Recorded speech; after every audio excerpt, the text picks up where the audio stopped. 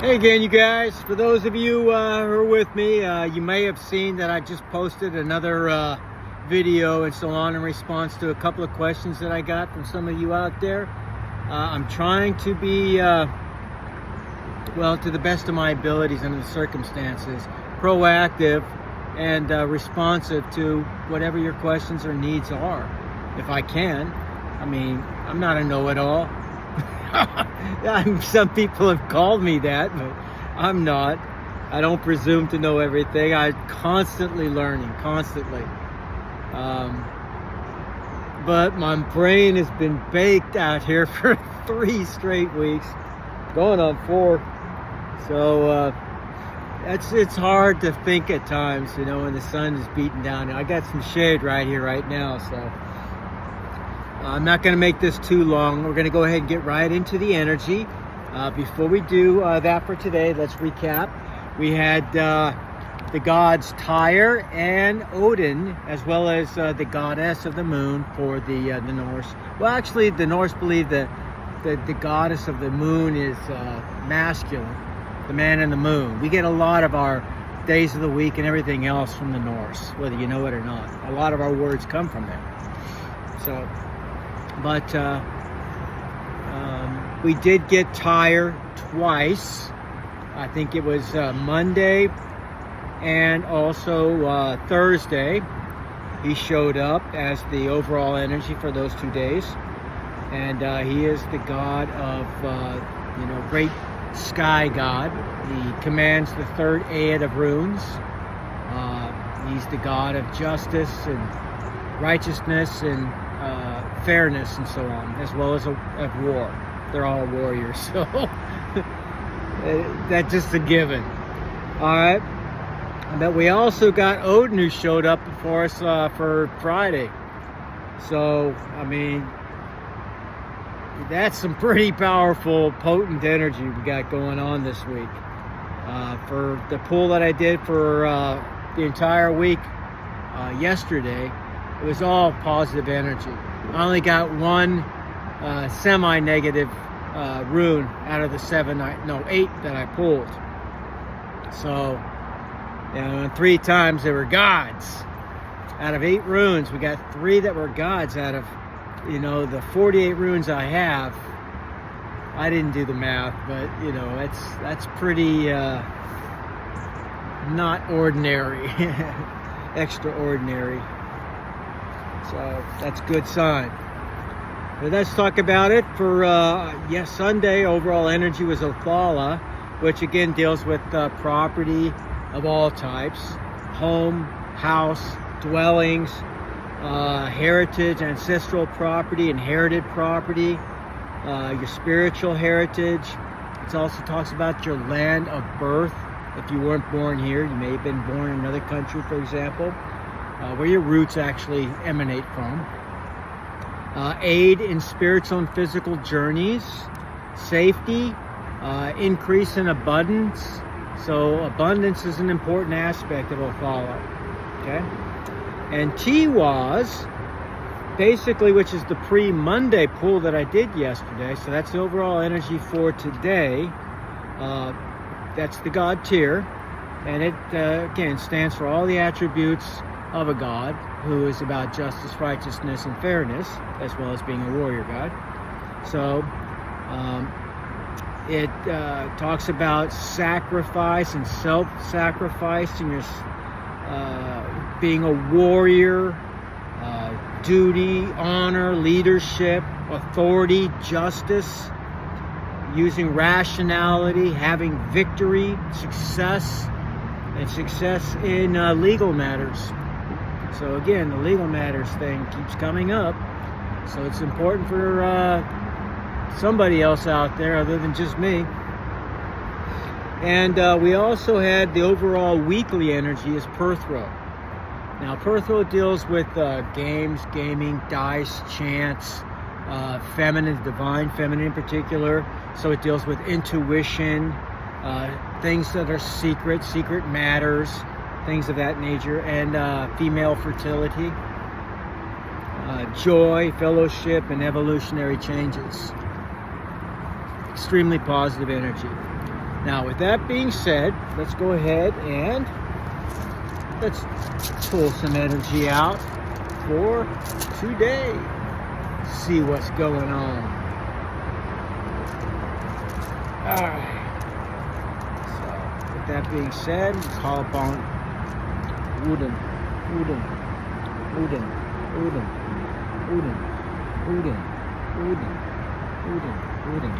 Please give us the energy for the collective for today, Monday. Now, the blowing into the bag is a representation of your spirit mixing with that of the runes. Okay, that's what it symbolizes. All right, now with that being said, we're going to go ahead and draw for the present. What is the present energy, please? And thank you. Present energy, thank you. Okay, Haglas. We've had that a couple times the first week. Okay. Now, Haglas is the very first rune and the second Ayat group or family. And it deals with disruptions, changes, delays, limits, upheavals. The basic booms and busts of our life, you know, the ebbs and flows. For every positive thing, there will also be the negative aspect, the yin and yang of life, if you will. That's what it stands for. It's not a negative rune at all. It just reminds us that if things are good, then we know that things at some point are going to stop being completely good, and then they'll eventually get good again, okay? I mean, it's pretty much a no-brainer. We should all know that by now, but some of us want a life that is nothing but all peaches and cream, and it's not very realistic. So it talks about the cycles of the universe, life. All right, so it's not a bad rune, okay? Especially in reference to the other three that we already have that are all very, very powerful and positive. Let me see what some of the influences for today. Some of the influences. What are some of the influences that my collective needs to know about? Thank you. Influences, please. Influences. We've had this a couple of times too. This is actually the stone for Sagittarius. I mean, even though they don't look at astrology the same way. Esau. Now, Esau is also in the second group or family. It's actually the second rune right after, well, a third one, actually. After Haglas and Nauthis. It talks about stasis, being frozen, maybe locked in some thought or decision-making process, cooling, the need for focus, feeling frustrated perhaps. Again, all these things happen when we just can't reach a conclusion of some type of decision we have to make. So sometimes you're not going to get all the answers that you're hoping for and still have to make the decision the best way you can with what information you do have. Okay? That's what decisiveness is all about. You don't always get all the time in the world or all the information in the world to make a judgment call on things. It's just not always possible, okay? All right, so what is another influence? Another influence. It's not a negative rune either. It's very neutral rune. It just reminds us of, the cycles of the universe and the fact that, with the obstacles, we have to make decisions and so on about how to get around them or go through them, or just to, accept perhaps defeat. I mean, there's a time for everything, as the Bible would say. All right, so another influence, please. There's nothing wrong sometimes with,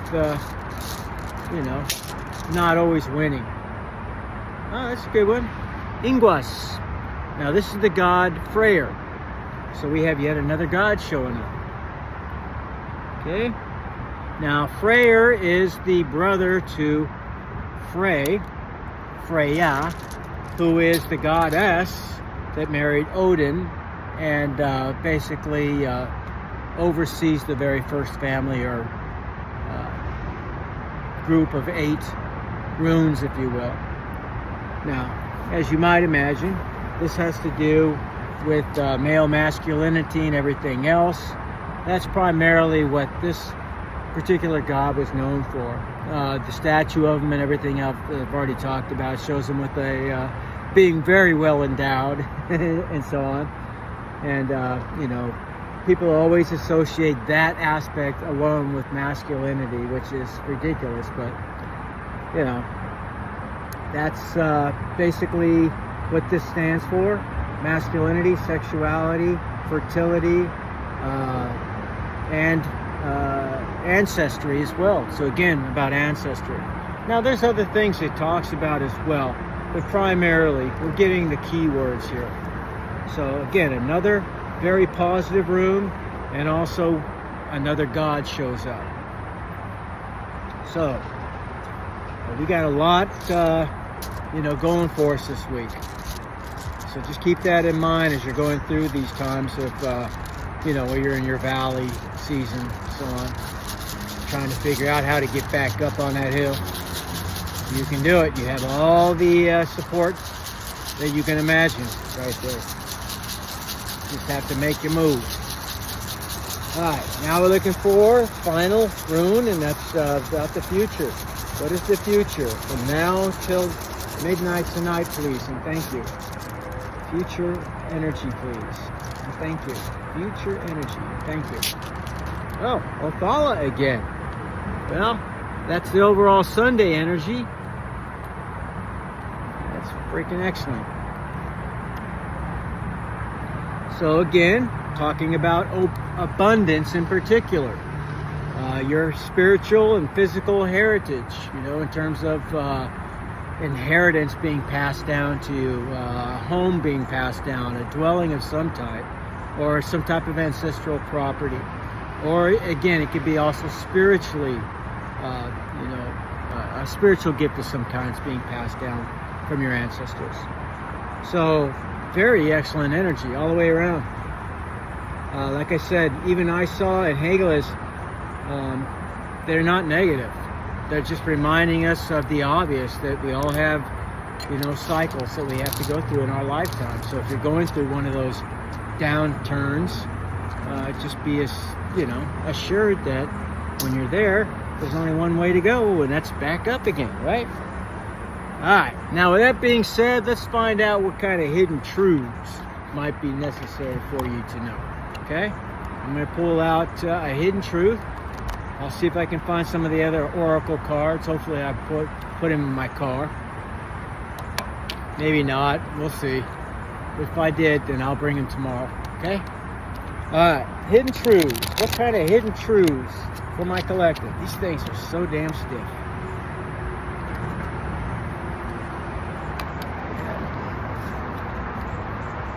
It's like shuffling bricks. I mean it. Alright, let's just do it the old-fashioned way. Come on. What kind of hidden truth does my collective need to hear? Hidden truth, please. What did I need to hear? Well, thank you. Alright. Uh-oh. Well, I wish I could take back my words. Maybe somebody said something in the heat of conflict that they're now regretting. Whether it's you or somebody else in your life. Well, again, it's always best to forgive, especially if they come to you in a heart of forgiveness. Okay? But you'll have to decide. Some people will just say something, and if you don't believe that they mean it, you don't have to accept their apology, but this is what they're thinking. So I wish I could take back my words. That means they're feeling at least repentant about things that were said. So keep that in mind. Write that down.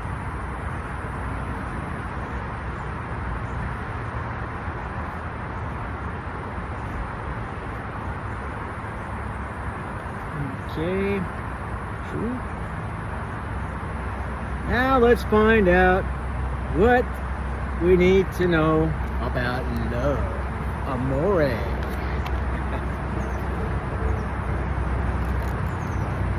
I pull tarot for myself later on in the afternoon after playing my guitar, whatever the case may be. Yep, I don't want to do that. I'm going backwards. So I got some excellent tarot readings going on for myself. Give me a lot of insight, a lot of encouragement, and gave me a stark warning on about a few things going on too. So I got some sneaky sneaks out there, and they're up to no good even to this day.